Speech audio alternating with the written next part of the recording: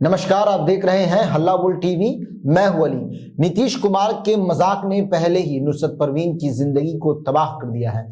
फिर कल नीतीश कुमार ने इसी तरह का और मजाक एक महिला के साथ किया, जिसके बाद से ये मामला चर्चाओं का विषय बन गया हुआ। आइए इस बारे में विस्तार से जानते हैं हल्ला बोल टीवी के संपादक दीपक शर्मा से। देखिए, कल नीतीश कुमार जनता दल यूनाइटेड के कार्यालय गए थे जी। और वहां जब वे गए, अचानक से उनके जदयू कार्यालय पहुंचे तो वहां एक महिला रील बना रही थी। जी। रील बनाती हुई महिला को नीतीश कुमार ने बुलाया, कहा कि इधर भी आओ, तब तुमको प्रणाम करते हैं। जी। देखिए, नीतीश कुमार इस तरह के हल्के फुल्के मजाक करते रहते हैं, लेकिन जब तक मजाक पुरुषों के साथ होता है तब तक कोई बात नहीं। बिल्कुल। जैसे एक IAS अधिकारी थे सिद्धार्थ, उन्होंने उनको गमला भेंट किया एक कार्यक्रम में, तो उन्होंने वो गमला उठाकर उनके सिर पर रख दिया। सारे लोग हंसने लगे। वो पुरुष थे। सोचिए, कल्पना कीजिए कि वो एक महिला अधिकारी होते तो यह बात कितनी बड़ी हो जाती। तो होता क्या है कि नीतीश कुमार हल्के फुल्के मजाक करते रहते हैं, लेकिन नीतीश कुमार को यह समझना पड़ेगा कि बात जब महिलाओं से जुड़ी होती है तो इसका असर महिलाओं की जिंदगी पर पड़ने लगता है। अब देखिए, डॉक्टर नुसरत परवीन उनसे अपॉइंटमेंट लेटर लेने आई। अपॉइंटमेंट लेटर के दौरान उन्होंने उनका हिजाब हटा दिया। जी। इसके बाद क्या हुआ?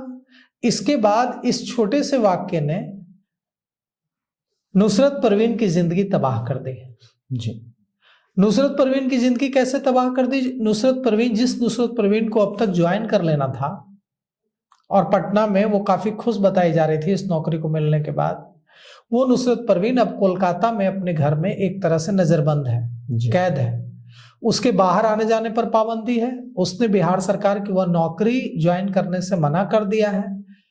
2 बार डेडलाइन बढ़ाई गई है, लेकिन वो ज्वाइन नहीं कर रही।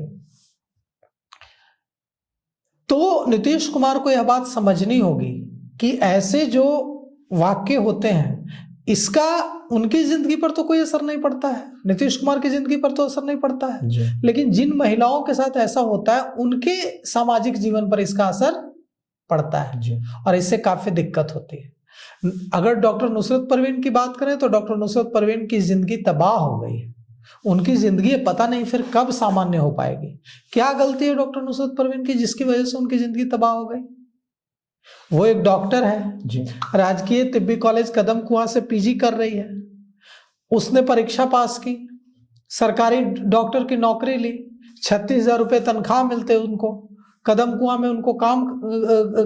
में उनका कॉलेज है, वहां 1 साल का PG बचा हुआ है अभी। उनको क्लास भी करने जाना होता होगा। अरे इधर आओ ना तो प्रणाम करें।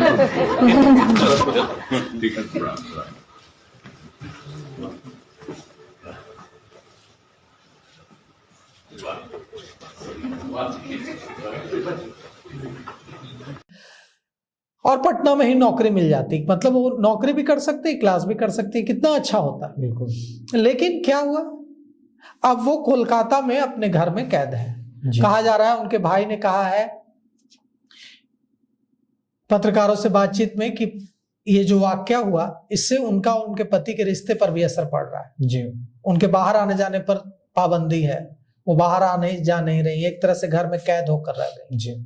भाई ने यह भी कहा कि हम नहीं चाहते कि मियाँ बीवी अलग हो, ये मजबूरी है इसलिए चुप है, नहीं तो गलत हो रहा है।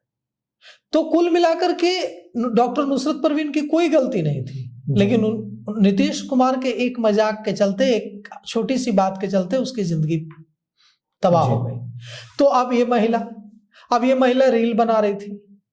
रील बनाते हुए नीतीश कुमार ने देख लिया कि रील बना रही है, तो उन्होंने कहा कि जरा इधर भी आओ, तुमको प्रणाम करते हैं। क्यों प्रणाम करेंगे नीतीश कुमार? सवाल है ना। क्या वो नीतीश कुमार से बड़ी है? वयोवृद्ध महिला है जिनके पैर छूकर नीतीश कुमार प्रणाम करेंगे? वो उनसे कम उम्र की महिला है। तो नीतीश कुमार को यह बात समझनी होगी। और जब नीतीश कुमार ये कहते हैं तो उनके आसपास के लोग, मौजूद जो लोग हैं, वो हंसना शुरू कर देता है। ये सबसे बुरी बात है। बिल्कुल। कि नीतीश कुमार को रोकने के बजाय, गंभीर होने के बजाय वो हंसना शुरू कर देता है। ये महिलाओं का अपमान है। बिल्कुल अपमान है ना। अब वो महिला जो डॉक्टर नुसरत परवीन है, उसने भी यही कहा कि जब नीतीश कुमार ने हिजाब हटाया, उसके बाद वहां मौजूद लोग हंसने लगे तो मुझे बहुत बुरा लगा। जी ये हंसते क्यों है मुझे ये समझ में नहीं आता। अगर वो गा भी देते हैं तो हंसने की इसमें क्या बात है, खिलखिलाहट से क्यों आने लगती है? जी ये तो बहुत गलत बात है।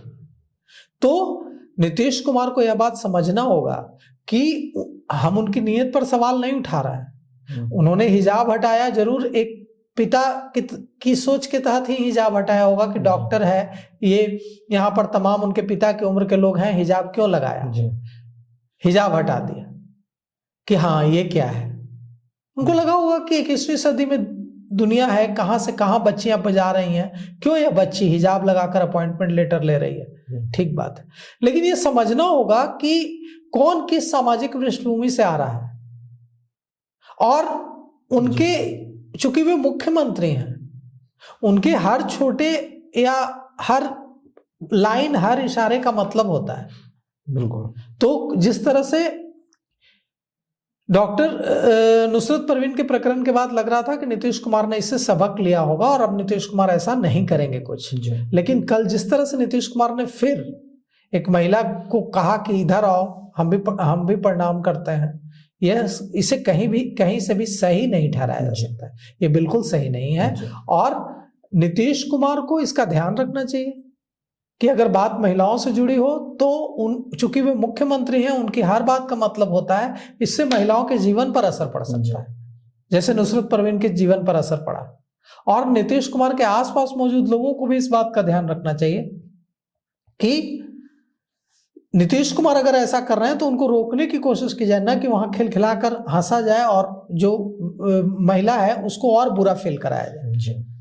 तो सुना आपने किस तरह नीतीश कुमार आए दिनों अपने मजाकिया अंदाज की वजह से विवादों में घिरे रहते हैं। इस पूरे मामले को लेकर आपकी क्या राय है, अपनी राय कमेंट्स बॉक्स में जरूर दें। तो फिलहाल इस पेशकश में इतना ही। आए की खबरों के लिए बने रहे हल्ला बोल टीवी के साथ।